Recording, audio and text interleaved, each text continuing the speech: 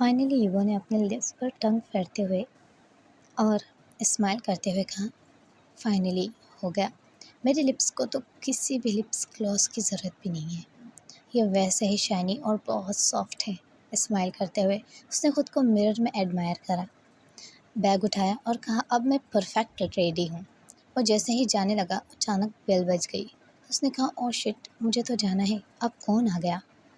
दरवाज़ा खुला तो देखा सामने और कहा, ओ वेइंग, तुम?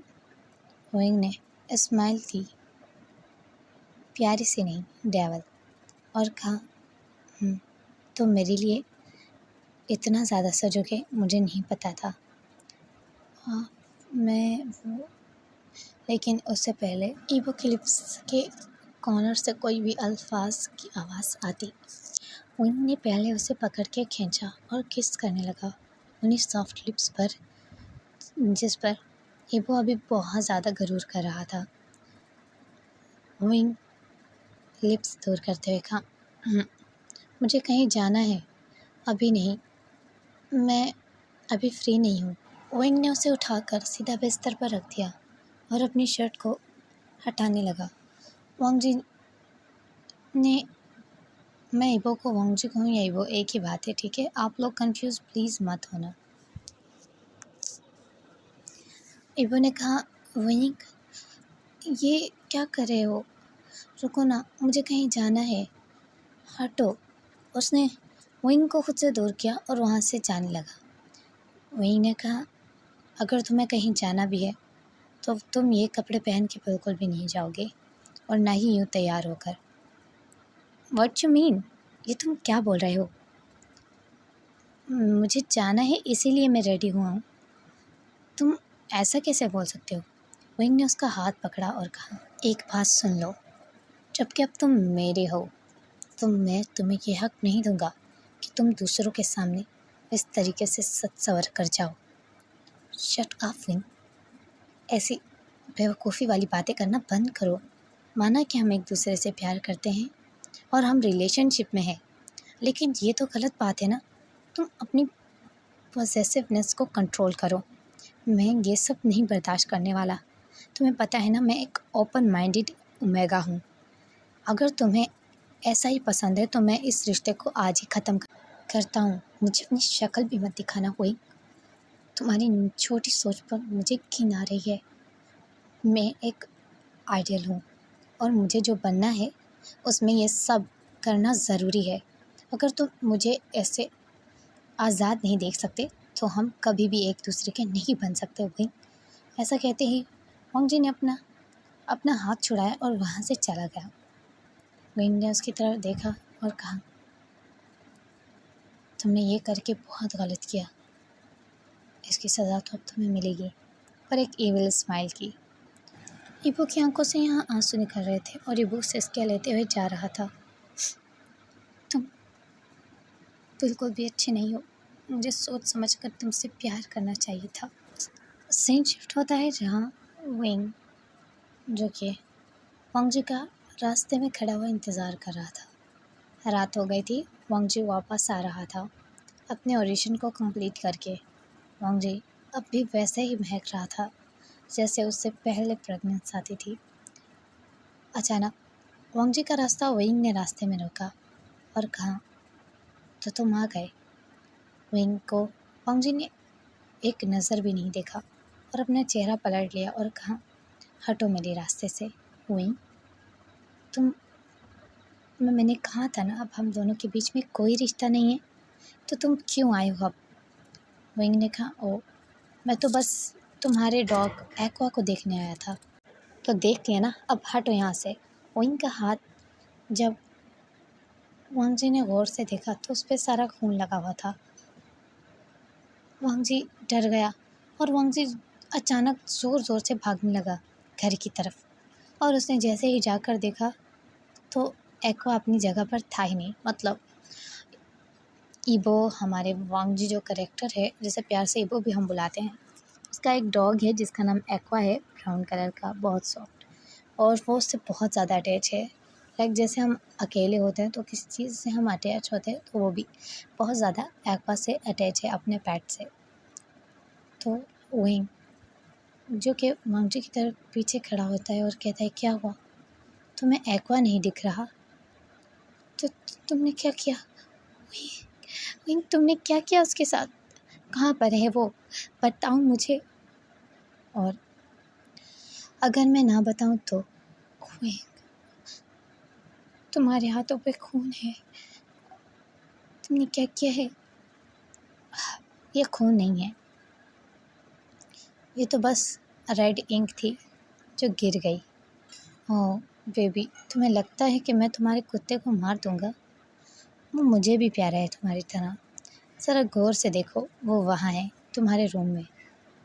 इबो जो जाता है और देखता है एक्वा की तरफ। एक्वा जो इबो को देखकर सीधा भागते हुए आता है और इबो के यहाँ वहाँ घूमने लगता है और इबो ने उसे कस के गले लगा लिया और कहा, एक्वा थैंक गॉड तुम सेफ हो। मैं डर गया था। यहाँ विंग कि जो फाइनली फेस का रिएक्शन चेंज हो गया और कहा, मैं तो इसे मारना चाहता था, फाइनली तुम आ गए। तो जब मैंने इसका पपी फेस देखा तो मेरा दिल जिसने इसे मारने से इनकार कर दिया, क्योंकि इसके पपी फेस में मुझे तुम दिखते हो। उसने इबो के करीब होकर इबो के लिप्स पे किस करते हुए कहा, मगर ये मत सोचना कि मैं इसे मार नहीं सकता। इबो को बहुत गुस्सा आया। इबो खड़ा होकर सीधा ही विंग के मुंह पर बहुत ज़ोर से थप्पड़ मारता है, जिसकी आवाज़ पूरे रूम में अब आई थी, गूंज रही थी। उसका डॉग भी डर जाता है और इबो के पीछे छुप जाता है।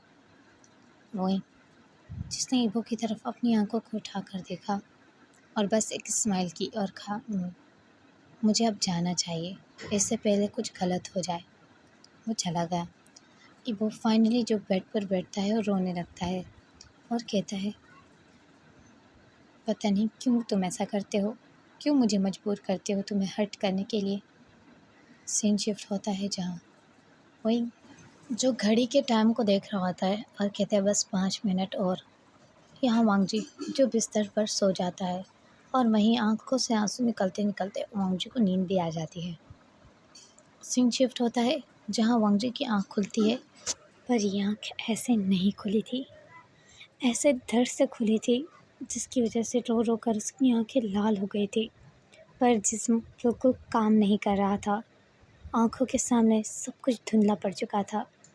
दर्द ने उसकी पूरी आंखें खोल दी।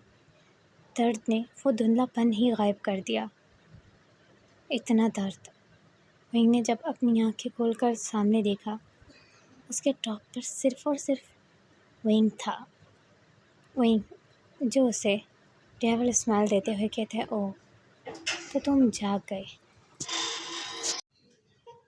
मुझे माफ़ करना, मैंने तुम्हें सबसे पहले प्रिपेयर नहीं किया, पर इट्स ओके। थोड़ा थोड़ा करके तुम्हें इसे झेलना आ जाएगा। वही ये इबो जिसने विंग की तरफ देखा और उसकी पोजीशन से साफ साफ दिख रहा था कि वो क्या कर रहा है उसके साथ। विंग फाइनली स्माइल करते हुए उसके फोरहेड की तरफ झुका और फोरहेड पे किस करते हुए कहा, बस ये आखिरी राउंड है। मैंने बहुत कर लिया है और तुम्हारी बॉडी भी थक चुकी है। अब मुझे तुम्हें छोड़ देना चाहिए। इबो रो मत, तुम्हारी सिसकियाँ मुझे और भी ज़्यादा हॉर्नी बना देती हैं। देखो, मेरा बिल्कुल भी कोई इरादा नहीं था तुम्हारी वर्जिनिटी को डिस्ट्रॉय करने का या तो तुमसे छीनने का, लेकिन जब मैं आया और तुम्हें इस तरीके से देखा तो तुम्हें पता है मैं खुद पर कंट्रोल बहुत मुश्किल से करता। और दूसरी बात है, तुमने मुझे इतना ज़ोर से थप्पड़ मारा था, उसका गुस्सा अलग। मैं मजबूर हो गया ये सब करने पर, और तुम्हें बताना भी तो था कि मैं तुमसे कभी अलग नहीं हो सकता।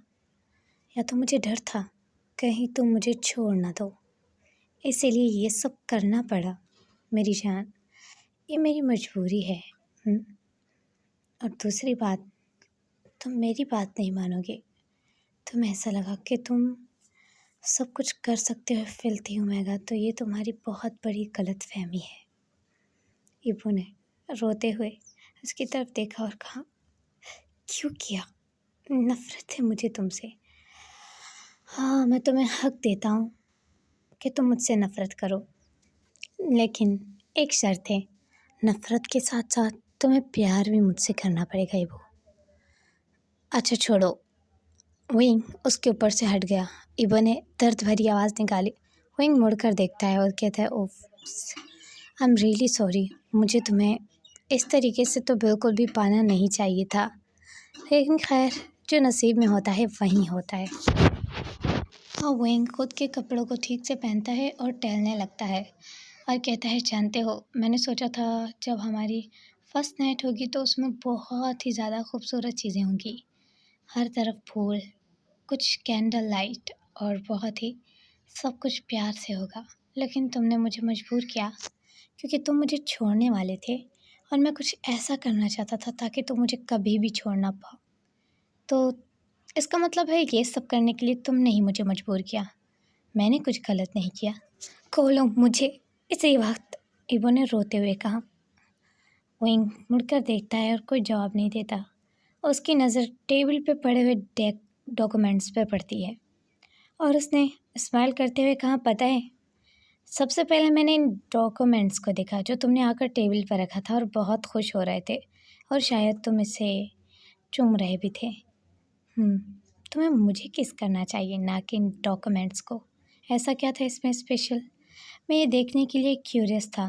फिर मुझे पता चला है तुम्हें एक स्टेज परफॉर्मेंस की ऑफ़र आई है और इस पैराग्राफ पर साफ साफ लिखा हुआ था, अगर तुमसे ये फट गई फाइल और या इस पे कोई भी डैमेज आ गया तो तुम्हें बिल्कुल भी ऑडिशन में आने नहीं दिया जाएगा। मुझे ये देखकर काफ़ी अफसोस हुआ। उन्हें ये सब सामने सामने नहीं लिखना चाहिए था। ऐसा भी तो हो सकता है कोई तुमसे जेलस हो तो ये फाड़ दे और तुम्हें कभी वहाँ तक ना पहुँचने दे जहाँ तुम जाना चाहते हो। विंग ने उस फाइल्स और काफ़ी सारे जो पेजेस थे उसे उठाया जिसमें ईबो के सारी डिटेल और रिकॉर्ड्स लिखे हुए थे। अब मैं सबको ख़त्म कर दूंगा जो हम दोनों के प्यार में आ रहा है। अगर ये हमारे बीच में तुम्हारे सपने आ रहे हैं तो इन सपनों को भी जला कर राख कर दूंगा मैं। ईबो ने कहा, नहीं नहीं विंग, ये मेरी पूरी पूरी ज़िंदगी की मेहनत है, प्लीज़ ऐसा मत करना। विंग विंग मेरी बात सुनो, हम बैठ कर बात करेंगे। विंग मुझे खोल दो। विंग नहीं, ये मत करना, ऐसा मत करना विंग। स्माइल करते हुए विंग ने उसकी तरफ देखा और कहा, बेबी, सच कहूँ तो मुझे तुम्हारी रिक्वेस्ट को ठुकराना बिल्कुल भी नहीं पसंद, लेकिन इसी की वजह से तुम मुझसे दूर होने की कोशिश कर रही थी और मुझे ये बिल्कुल भी नहीं पसंद जो चीज़ हम दोनों के बीच में आए, और मैं उससे तुम्हारी रिक्वेस्ट पर भी कभी नहीं रहने दूंगा। अब मैं देखता हूँ कहाँ जाते हैं तुम्हारे ख्वाब और क्या करोगे तुम इसके बगैर। ज़्यादा उड़ान भरने का शौक़ हो रहा है ना तुम्हें, तुम्हारे पर ही काट दूंगा मैं। और विंग जो कि उन पेपर्स को जला देता है, उस पर जब आग लग रही थी तो विंग की आंखों से आंसू और बहुत ज़्यादा रिक्वेस्टेड निकल रही थी। वो इतनी रिक्वेस्ट कर रहा था, प्लीज़ उसे बुझा दो। वो सोच रहा था कि कोई एक उसके रिकॉर्ड्स रह जाए, लेकिन ऐसा कुछ भी नहीं हुआ। वांग जी ने सब देखा अपनी आंखों के सामने जल। ये कोई पेजेस नहीं थे, ना ही कोई फाइल।